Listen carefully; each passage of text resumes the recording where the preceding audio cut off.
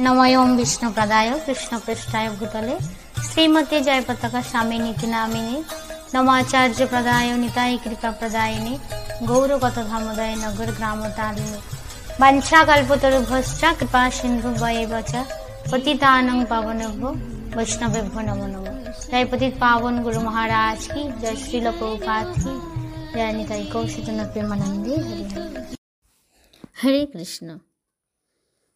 বারবার তিনি সরকারের কাছে তার পত্রিকা প্রকাশের জন্য কাগজ সরবরাহের আবেদন করেছিলেন।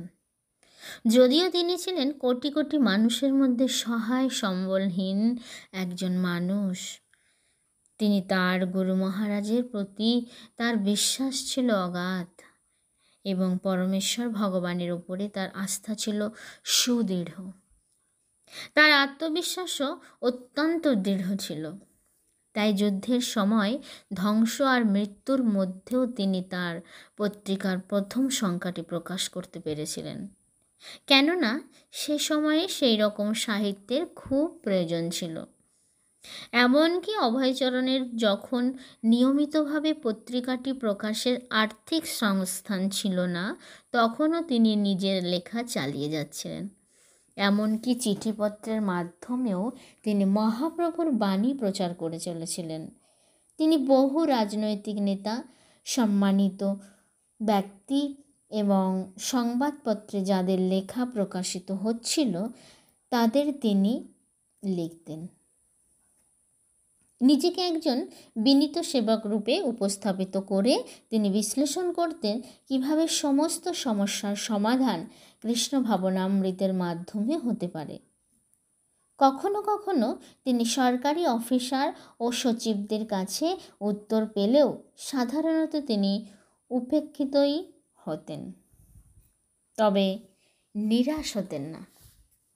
অভয়চরণ গান্ধীজিকেও পারমার্থিক সেবা কাজে যুক্ত করার কথা ভেবেছিলেন। 1947 সালের 7 ডিসেম্বর তিনি দিল্লিতে গান্ধীজিকে একটি দীর্ঘ পত্র লেখেন।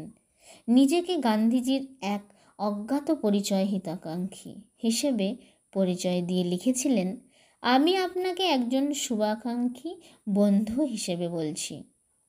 যদি আপনি অত্যন্ত কলঙ্কজনকভাবে মৃত্যুবরণ করতে না চান, তাহলে শীঘ্র সক্রিয় রাজনীতি থেকে অবসর গ্রহণ করুন। পারমার্থিক জীবন গ্রহণ করে অন্তত 1 মাসের জন্য শ্রীমদ্ ভাগবত গীতা আলোচনা করুন।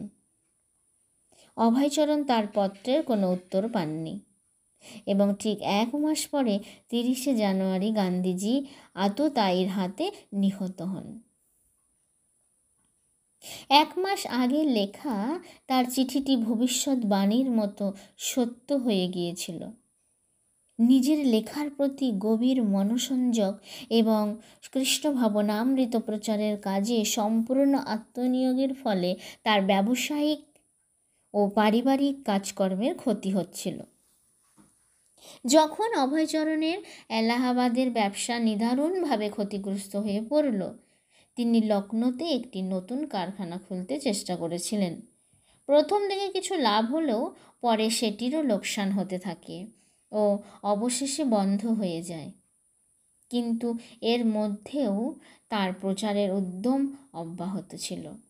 1952 সালের অক্টোবরে ব্যবসার কাজে যখন তিনি ঝাঁসি যান, তখন সেখানকার গীতা মন্দিরে ভাষণ দেওয়ার জন্য তিনি আমন্ত্রিত হন। ঝাঁসির জনসাধারণ এবং তার কৃষ্ণ সেবা, কৃষ্ণ ভাবনা প্রচারে সাড়া দেন ও আগ্রহ প্রকাশ করেন। নিজের পুত্র ও ভ্রাতুষ্পুত্রের ওপর তাই তার ওষুধের কারখানার দায়িত্বভার অর্পণ করে তিনি ঝাঁসি চলে যান। 1953 সালের 16 মে সেখানে ছবির মতো সুন্দর ভারতী ভবনে তিনি ভক্তসংঘ নামে একটি মন্দির প্রতিষ্ঠা করেন। কিন্তু মাত্র 6 মাস সেখানে প্রচার কার্যে নিমগ্ন থাকার পর একদিন তিনি একটি টেলিগ্রাম পান যে এলাহাবাদে তার দোকানে চুরি হয়ে গেছে। তার ভৃত্য টাকা পয়সা, ঔষধপত্র এবং অন্যান্য যাবতীয় মূল্যবান সামগ্রী চুরি করে পালিয়ে যায়। এই সংবাদ পেয়ে তিনি নীরবে হাসতে থাকেন ও তারপর শ্রীমদ্ ভাগবতের সেই শ্লোকটি উচ্চারণ করেন যেখানে শ্রী ভগবান বলেছেন, আমি যখন কাউকে বিশেষভাবে কৃপা করি তখন আমি তার সমস্ত জাগতিক সম্পদ হরণ করে নিই। তখন তার দারিদ্র্যগ্রস্ত শোচনীয় অবস্থা দেখে তার বন্ধুবান্ধব আর আত্মীয় স্বজনেরা তাকে পরিত্যাগ করেন। যখন ঝাঁসির একজন বন্ধু তাকে এলাহাবাদে ফিরে যেতে বলেন, তিনি উত্তর দিয়েছিলেন, না, যা হয়েছে ভালোই হয়েছে। একটা মস্ত বড় বন্ধন আজ ছিন্ন হলো। এখন আমি পুরোপুরি কৃষ্ণের সেবায় যুক্ত হব। কলকাতায় তার পরিবারের লোকজনের সঙ্গে দেখা করতে গিয়ে অভয়চরণ তার পারিবারিক দায়িত্ব থেকে চিরবিচ্ছেদ ঘটিয়েছিলেন। তার স্ত্রী এবং অন্যান্য আত্মীয়রা ঝাঁসিতে তার প্রচার কার্য পছন্দ করছিলেন না। তারা চাইছিলেন অভয়চরণ যেন ব্যবসা এবং পারিবারিক কাজকর্মে আরও বেশি সময় দেন।